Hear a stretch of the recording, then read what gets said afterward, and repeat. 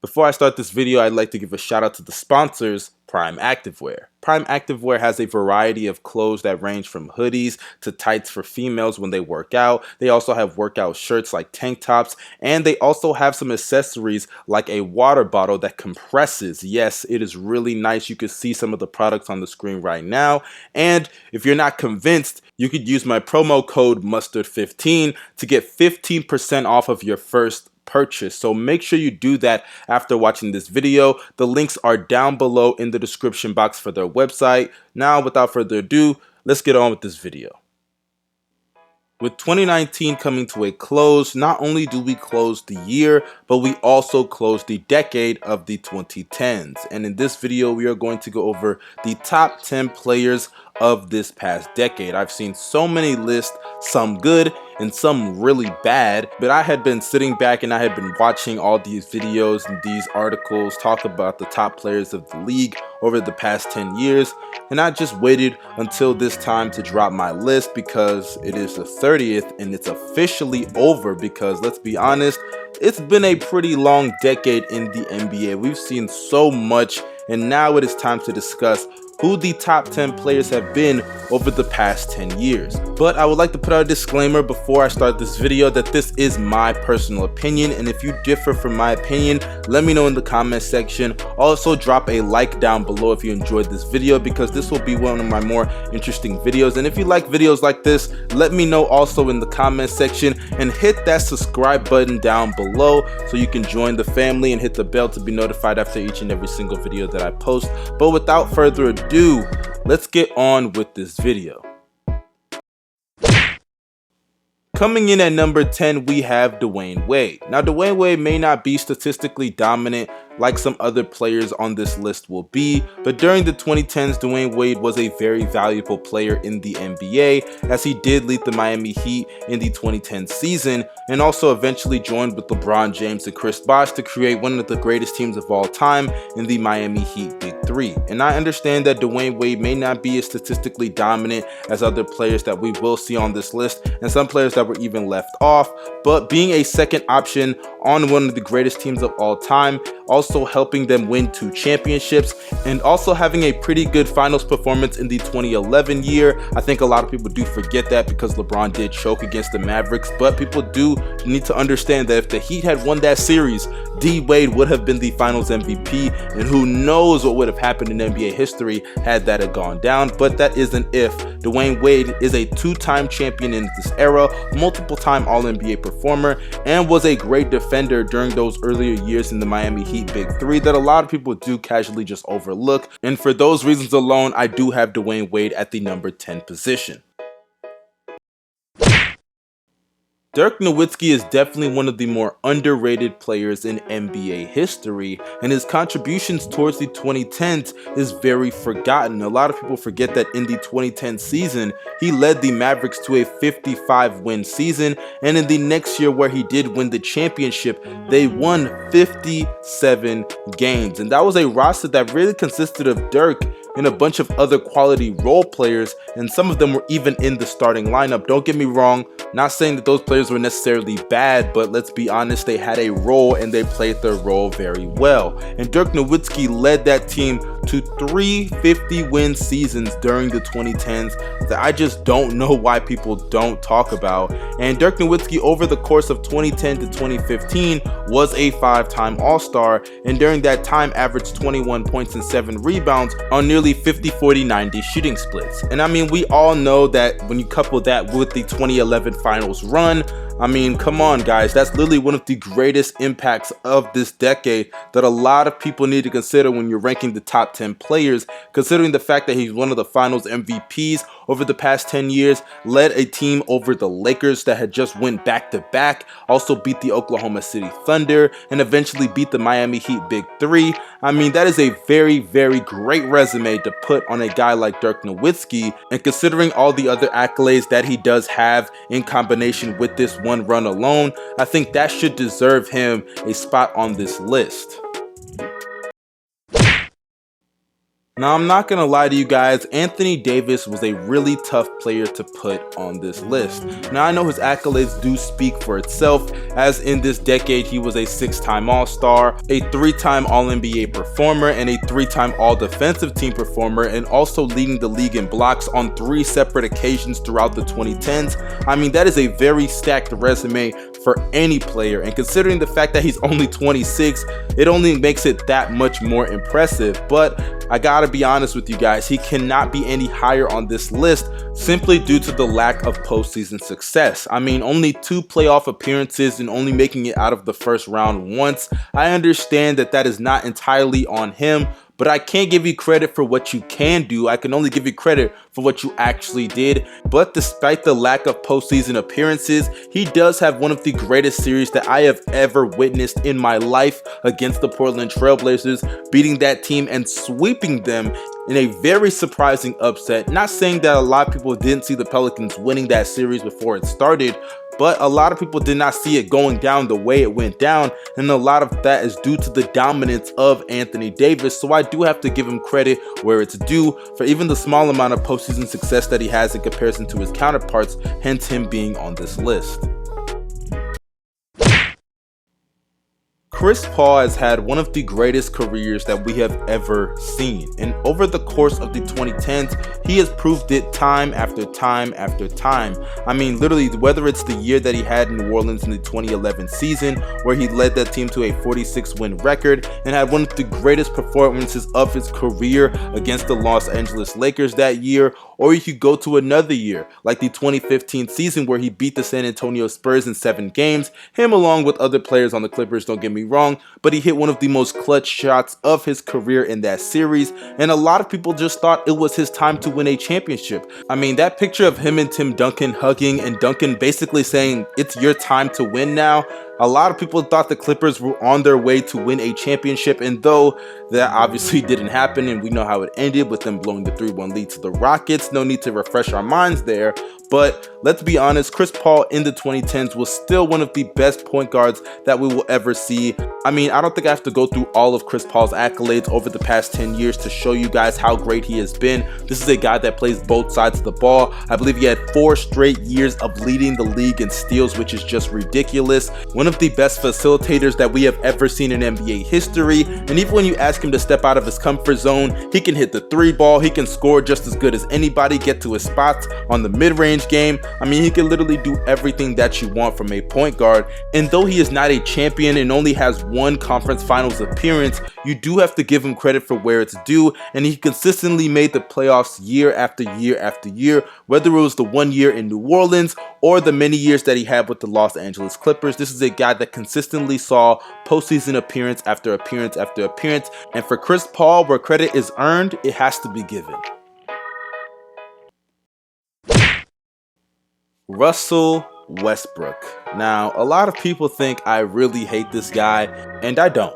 Look, Russell Westbrook is definitely one of the more entertaining players that I have ever seen. His athleticism is really just ridiculous. Even at this age and stage in his career, he can still jump out of the gym when he really wants to, though the injuries have slowed him down just a little bit when it comes to his athleticism.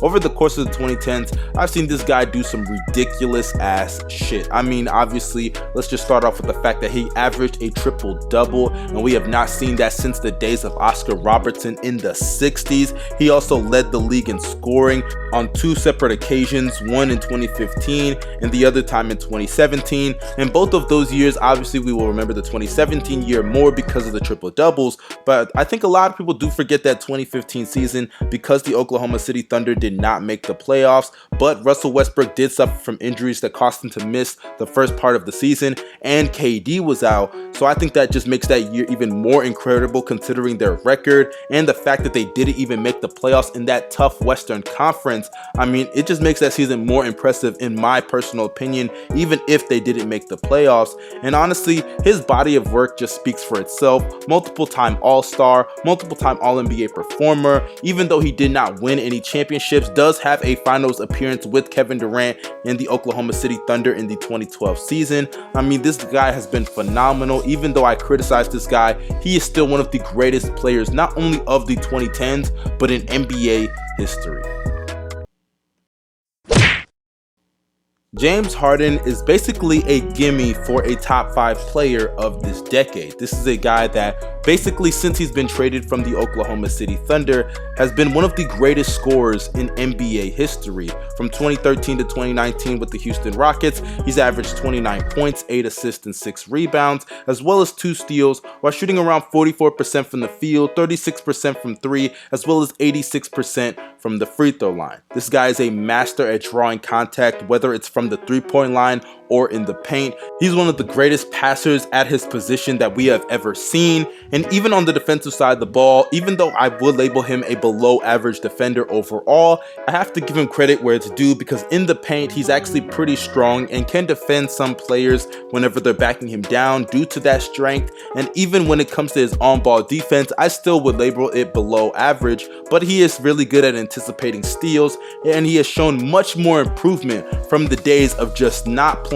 defense whatsoever and allowing so many damn backdoor cuts. So I do have to give him credit where it's due, and considering the amount of success that this team has had year after year after year, whether it's with different coaches such as Kevin McHale or Mike D'Antoni, or players are injured such as Chris Paul or Dwight Howard, the one constant that remains is James Harden. And couple that with the accolades such as the MVP award finishes, and also the multiple All-NBA selections and All-Star appearances, you have to put James Harden in the top 5 without question.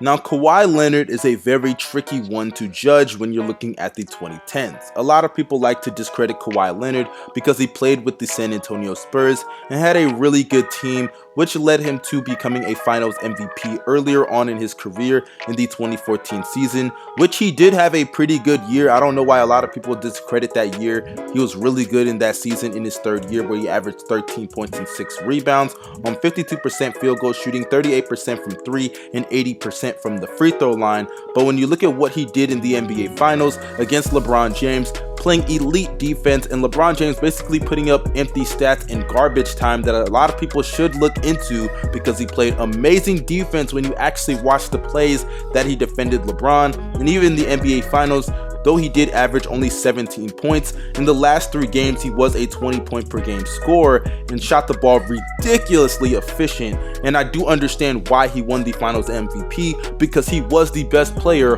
on the winning team. That's just how the award goes, and ever since then he has just taken off. And I think one of the more underrated parts of his career was the 2017 season, because it seems like a lot of people forget that during that year Kawhi Leonard was considered a top 3 player. It was between him, Kevin Durant, and LeBron James. I mean, literally that year he led the San Antonio Spurs to a 61-win season, averaged 26 points, 6 rebounds, and 4 assists, while shooting 48% from the field, 38% from 3, and 88% from the free throw line. And during the playoffs that year, we'll never know what the San Antonio Spurs would have done had Kawhi Leonard stayed healthy, because in game 1 of the Western Conference Finals, he was beating the shit out of the Golden State Warriors until Zaza Pachulia injured his ankle, and we'll just never know what could have happened after that. And then we go to the next time he was in the postseason, and he ends up leading the Toronto Raptors to their first championship in NBA history. I mean, literally everywhere he goes, success follows him. And I'm not here to say that he didn't have great teams and the supporting cast was just trash, but you have to give him credit where it's due. All of these accomplishments that Kawhi Leonard has had over the course of his career so far in the 2010s, it's been remarkable. Put these kind of accomplishments on any other player, and I will never ever hear the criticism that Kawhi Leonard gets. A 2-time champion, a 2-time Finals MVP, a 3-time All-Star, a 3-time All-NBA performer, a 2-time Defensive Player of the Year back-to-back, and 5 All-NBA defensive team selections. That is a ridiculous resume. I don't care what people have to say. I don't care what teammates he played with, because at the end of the day, all those accolades collectively should speak for itself. Kevin Durant has been one of the greatest scorers and arguably the greatest scorer that the league will ever see during this past decade. I mean, literally the skill set and combined with the physical feats of this guy is ridiculous. This is a guy that is damn near 7 feet tall, can handle the ball like a guard, a 3-level scorer, and is one of the greatest shooters in NBA history, and also was an elite defender during his time in Golden State that a lot of people just don't talk about for some strange reason. And also when you look at the accolades, they speak for itself. Multiple time All-NBA performer, multiple time All-Star, and also an MVP, which is one of the greatest MVP seasons in NBA history, by the way. And coupled that with the 2 finals performances that he had in 2017 and 2018 against the Cleveland Cavaliers, and those 2 shots that he made in Game 3 in both of those series, I mean, it is ridiculous how great Kevin Durant has been in this decade, and hopefully with Kyrie Irving in Brooklyn, we can see him also have similar success with the Nets team going into the next decade. Steph Curry is going to be remembered forever. I mean, this is literally a guy that's only 6'3" and still found a way to dominate the league in a way that we will never forget. Sure, he is not physical like LeBron. Sure, he is not the most athletic guy like Russell Westbrook. But this is a guy that still found a way to use his skill to dominate everyone in his way. It's crazy how dominant Steph Curry's been without being physically imposing in any major way, shape, or form. And if I'm being honest, the 2 reasons why I have Steph Curry above KD is because 1, he beat KD in 2016 and came back from a 3-1 lead, which led to KD joining Steph Curry in the Golden State Warriors, and also because of impact. Steph Curry has made it to where the 3-point shot is so much more valuable than it has ever been, and it will continue to become more valuable and more prevalent in so many offenses. I mean, just look at the Houston Rockets and the emphasis that they put on 3-point shooting and analytics. A lot of that was to beat the Golden State Warriors and Steph Curry. They doubled down on that philosophy, and I think because of impact alone, that should justify Steph Curry's spot on this list.